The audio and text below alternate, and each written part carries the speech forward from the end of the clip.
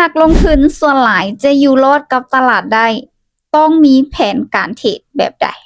เดี๋ยวมื้อนี้คิมจะพาทุกคนไปทำความเข้าใจเกี่ยวกับวิธีสร้างแผนการเทรดแบบระยะยาวของนักลงทุนนำกันคำว่าวิธีสร้างแผนบ่ได้เพียงแต่จะเก็บกำไรไว้แต่จะเป็นการเก็บกำไรระยะยาวหรือให้ตัวเองอยู่รอดกับตลาดได้ดนเพื่อที่เราจะหมุนเวียนในการลงทุนต่อไปและเติบโตกับตลาดได้อย่างต่อเนื่องอันนี้เขาจึงเอิ้นว่าการลงทุนแบบระยะยาวถ้าเจ้าเป็นหนึ่งในนักลงทุนหรือเป็นมือใหม่อยู่มาฟังคลิปนี้ให้จบแล้วเจ้าจะรู้ว่าก่อนที่เจ้าจะลงทุนหรือเข้ามาในวงการการเทรดเจ้าควรมีการวางแผนแบบใดเพื่อจะสามารถอยู่รอดกับตลาดได้ยาวนานและมีกำไรแบบต่อเนื่องวิธีสร้างแผนการเทรดแบบระยะยาวจะขาด4สิ่งนี้ไปบ่ได้ในการวางแผน 1. การบริหารทุน 2. การบริหารอารมณ์ 3. การตั้งเป้าหมายให้กับตัวเองที่ชัดเจน 4. การเดินเงินการเดินเงินนี่สำคัญเช่นเดียวกันก่อนที่เราจะไปเข้าสู่4หัวข้อนี้คิมอยากจะแนะนำอีกอย่างหน่อยหนึ่งเนาะทุกคนเนาะสำหรับไผที่มักลงทุนหรือมักในการเทรดเนาะคิมแนะนำให้อ่านปึ้มเทรดหุ้นในกราฟแท่งเทียมศึกษาเจาะลึกเกี่ยวกับการลงทุนกับการเทรดไว้หลายๆเพื่อที่เราจะนำไปต่อยอดความรู้ได้ mindset ก็สำคัญเช่นเดียวกันการบริหารทุนแม่นต้องแบ่งเงินเป็นสัดเป็นส่วนให้กับตัวเองไว้1มาเนาะถ้าทุกคนมีต้นทุนอยู่ที่ 100% เลยสำหรับการลงทุนแนะนำให้แบ่งลงทุนเพียงแต่ 30% ส่วนที่เหลือแม่นเก็บไว้ใช้จ่ายในชีวิตประจำวันข้อห้ามในการลงทุนก็คือห้ามใช้เงินร้อนมาลงทุนเนาะห้ามกู้ยืมมาลงทุนห้ามระดมทุนมาลงทุนอีกรอบหนึ่งห้ามเอาเงินพ่อแม่อ้ายเอ้ยน้องเว้าง่ายๆคือห้ามไปตัวต้มคนอื่นเพื่อจะเอาเงินมาลงทุนทุกคนรู้บ่ว่าการลงทุนน่ะมันมีความเสี่ยง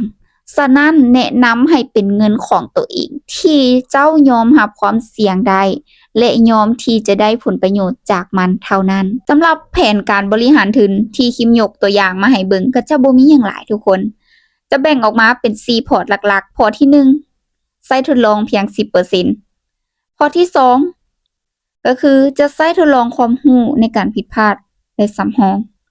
พอร์ตที่3ใช้เก็งกำไรระยะยาว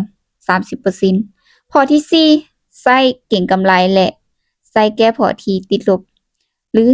ให้กลับมาบวกได้ในพริบตาถ้าจะรวมแล้วเนาะ 10% 20% 30 40แม่นส่วนหนึ่งของ 30% ที่นำมาลงทุนบ่ได้ว่ากวมรวมที่ 100% เลยได้ทุกคนต้องคัดแยกว่า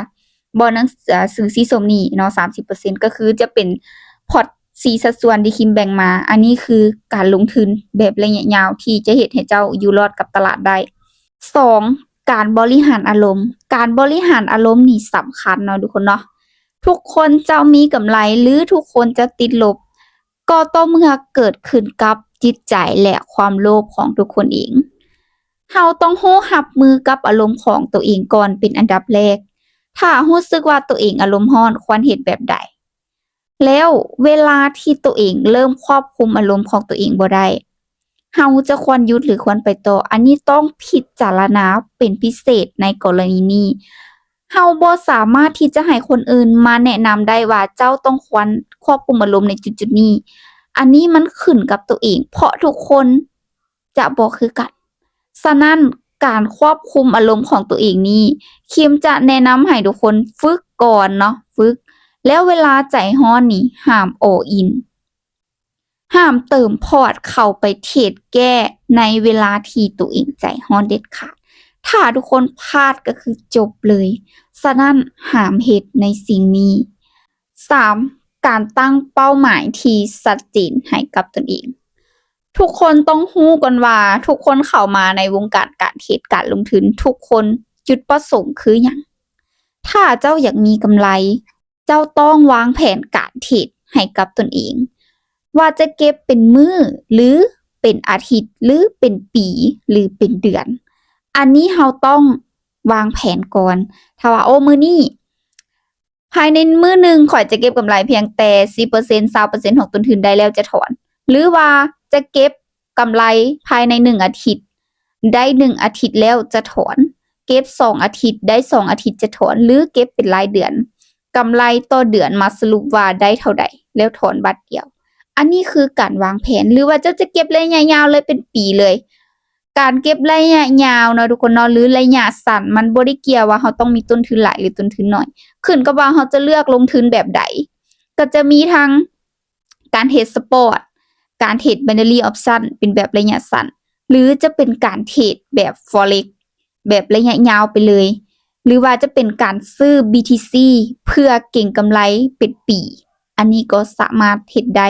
หรือว่าจะลงทุนกับทองคำก็เฮ็ดได้เช่นเดียวกันการเฮ็ดการลงทุนน่ะทุกคนมันบ่ได้มีตายโต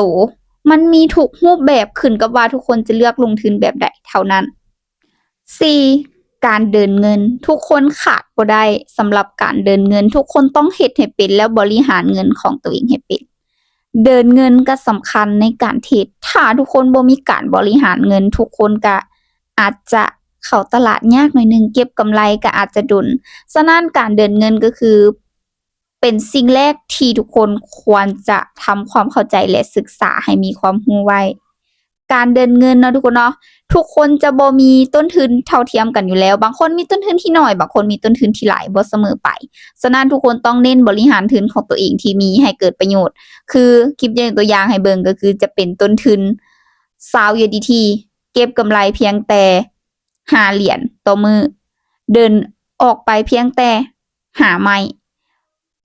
ถ้าพลาดฮอดหาไม้ก็คือหยุดถ้าได้กำไรก็คือหยุดเช่นเดียวกันอันนี้แหละก็คือการตั้งเป้าหมายที่ชัดเจนหรือว่าการบริหารเงินก่อนที่จะเข้าตลาดทุกๆครั้งถ้าทุกคนเฮ็ดได้ใน4หัวข้อนี้คิมบอกเลยว่าการหาเงินหรือว่าการลงทุนวิธีสร้างแผนแบบยาวๆเลยอยู่รอดกับตลาดแบบต่อเนื่องได้สำคัญสำหรับการเทรดการลงทุนมันมีความเสี่ยงแนะนำให้ทุกคนศึกษาดีๆก่อนที่จะเข้ามาลงทุนเด้อ